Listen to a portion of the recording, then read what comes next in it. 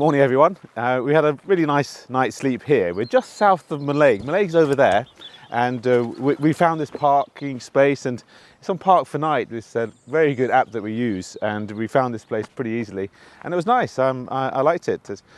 I've been around this morning taking some photographs of the local plants at the moment, and it's really beautiful seeing the flowers coming out and the leaves coming on the trees. It's a real sign of hope for what's to come. What we're planning to do today is go to Skye. We're going to go on the ferry. The ferry's booked for 9:30, so it's about 10 to 9 at the moment. So we've got a little bit of time, but we've got to head up the road back to Mallaig and then hop on the ferry.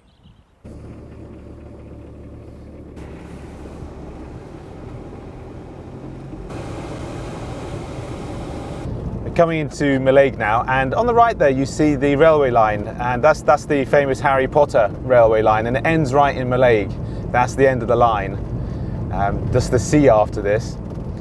So just in front of you here is the terminal for the ferry, which we're going to go to now. And we'll hop on that ferry to Skye over the water. It's a beautiful port this, and the boats inside look absolutely fantastic. The colours of them are so great. I love that, and it's very much a working port this, and a lot of fisher folk here, as well as the ferries. It's really interesting wandering around the harbour here, and I sort of feel how they sort of work in this place. And I'm looking at this boat here, which is a beautiful, beautiful fishing boat, and I can see inside it where they sort of do all the gutting of the fish and the work in there. I couldn't imagine working on a fishing boat. That's so outside what my life really, and these are really tough guys. So here's our ferry arrived. It sort of sneaked in then. I didn't notice it coming. So we'll head back to the van and get on it. Hello, right, we're coming onto the boat. Always a bit exciting. These ferries in Scotland are incredible. They just go everywhere.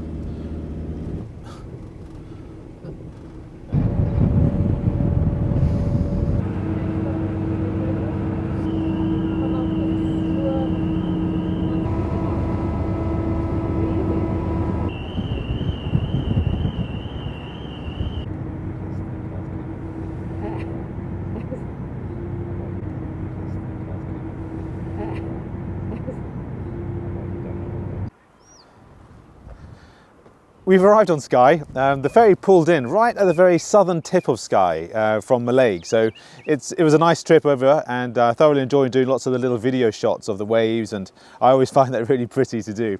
We've driven up the road along the way to Broadford, which is one of the main towns on Skye. We'll stop there for a bit, and I've seen some wonderful paintings of Broadford, so hopefully I can have a look at that. But on the way up, we came across this scene here, and it was an amazing scene, a really beautiful scene. It's got so much in it. From the boats on the bottom right, I love that, and then going up, there's a little house on right at the edge there of the water. That's fantastic too. It's drizzling at the moment, so there's no chance of doing a watercolour painting, so that's a bit disappointing, but watercolour is so affected by rain and the slightest sort of drizzle that it really makes a mess of the watercolour. So I'm going to do a sketch of this and take it home and hopefully do a painting of it. The weather is coming and going in waves at the moment, so there's a lot of mountains on the mainland behind, and they're beautiful, but as you can see they've almost disappeared in the cloud now. But it's a wonderful scene, and it's one to remember for future. And when I come back to Skye in nice weather, that's an incredible view. But I might be able to do something of it. I always like the idea of doing a drawing of it, and who knows, maybe something might come of it. And it's such an incredible spot, and the sheep and the way that the land sort of moves into the distance. I love that effect really of distance.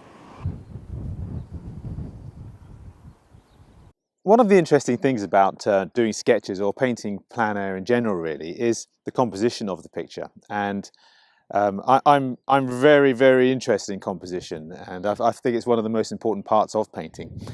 And when you do a picture, you're confronted with this scene, and you think, well, where is the corners? Where's the top and where's the bottom? And that's that's something you get with painting plein air.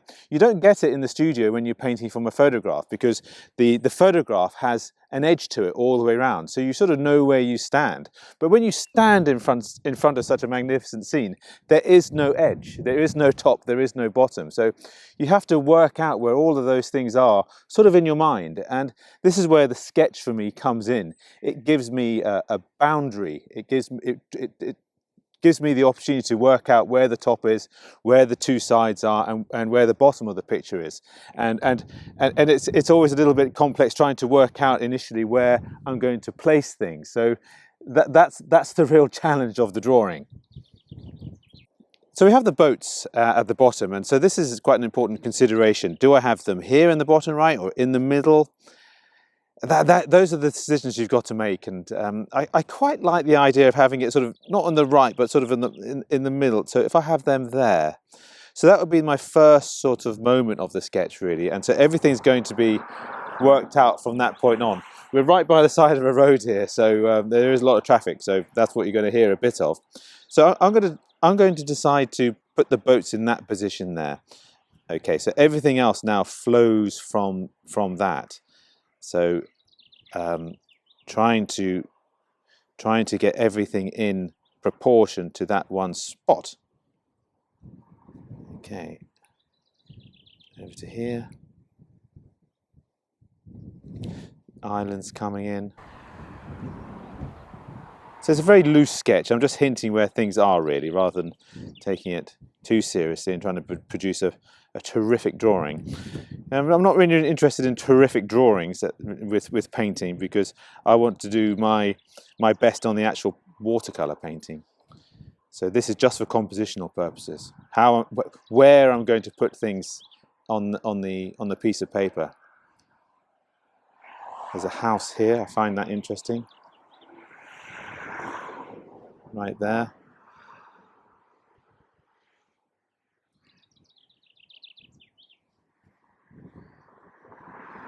The composition is one of the most difficult parts, I find.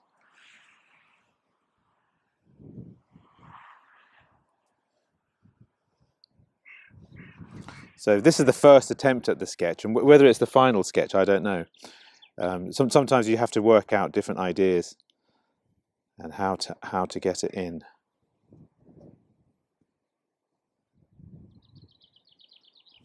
The way the boats are sort of placed at the bottom right there, I think are really interesting. I love that. Big one.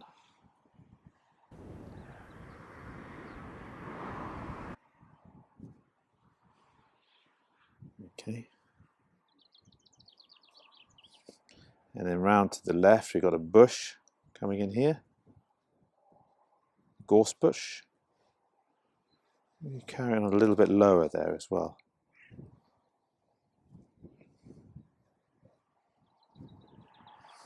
And the fence posts coming in all the way down here. Find that interesting.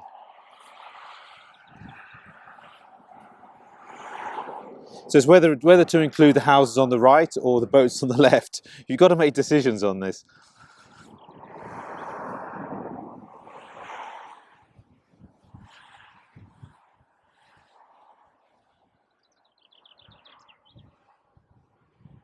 And then the big hill comes in the distance.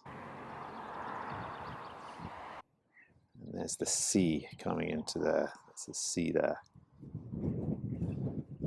Got some very nice houses in the distance there, and as you may know, I love the Scottish house. They tend to paint in the whites very conveniently for me, so that's very nice of them to do that. And a fence post coming into the distance.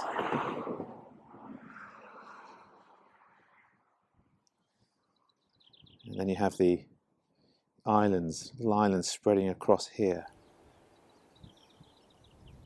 And then the islands, the bigger island in the distance on the left coming in here. So you saw that was the initial square that I've done here, but you see I've gone to the left and right of it now, and that's why I find that a useful sort of guide, because if I'd done it on the whole bit of paper, I would have nowhere to go anymore. So it's a sort of almost like an insurance policy for me. It's got the trees coming in here.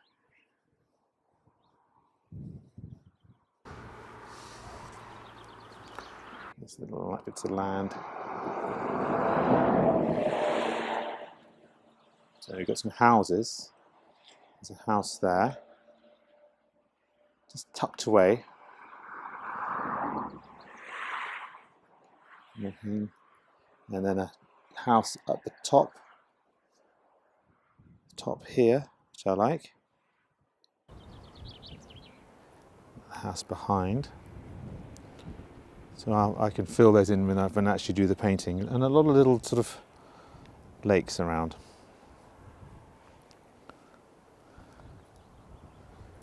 And the water goes into here. So, you know, that's one idea of how to do this picture. Do a little bit more of the rocks in the front.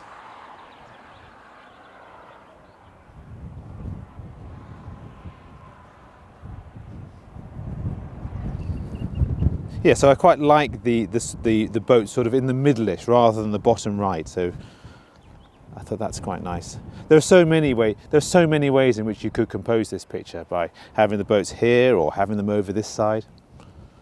And in the distance, there were some mountains, but they've completely disappeared. So they're around there somewhere. So I've taken photographs as well. So that would be the bulk of all the colours and the values. But this is my composition of it. So there's the little sketch I've done, and it's just one version of what could be done, really. And you can see the little boats on the bottom here, sort of in the middle of the picture, and just off from the centre. So I like that sort of composition, just to get things away from the centre of things. I think is important in good composition. And then the land coming in, and the water here leading you in over to here. So a lovely sense of distance, which is one of my favourite parts of landscape painting, to give a sense of distance, which is a form of 3 dimensions, really.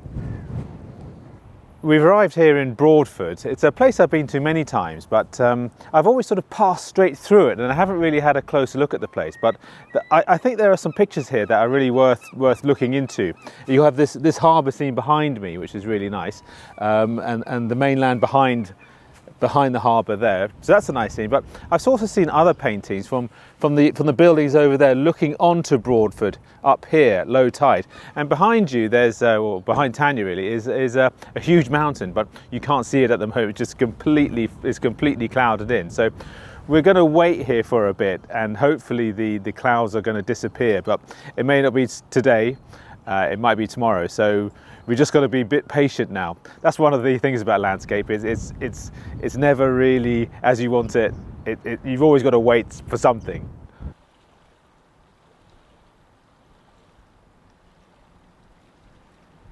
So we're on a little recce now around the little area, and we found this place here, which is a little bit across the bay, really. We were right in the distance over there where that big white building was. So we come here. We driven south, and we've come to this little hamlet called Waterloo. So that's quite a fun name, I think. And it's a really pretty place, and I'm imagining doing a nice painting from here.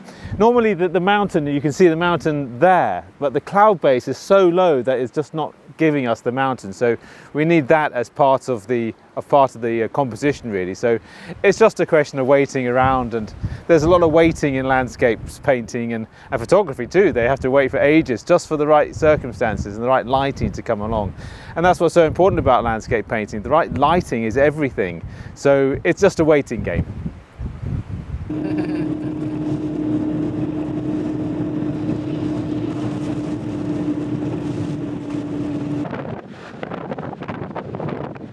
We've driven up from Broadford, but the weather has just been horrendous. I haven't been in such terrible weather. The rain was coming down horizontally.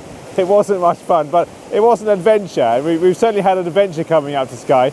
We haven't really achieved anything in terms of painting. The weather has just been so awful. But you always take a risk when you come up north to the west coast. You never know really what you're going to get. The weather forecast said it was going to be sort of okay, but the proof is in the pudding, and the pudding says, nah, it's really, really bad. But it's a lovely place. I was hoping to paint this place, but in nicer weather. The rain's just coming on and off at the moment, but it really is beautiful. It's one of my favourite places on Skye, and this bridge I think is awesome.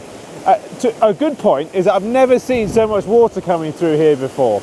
just shows you how much rain has been coming down recently. But at least we'll take some photographs and video just to show you how wonderful this place is.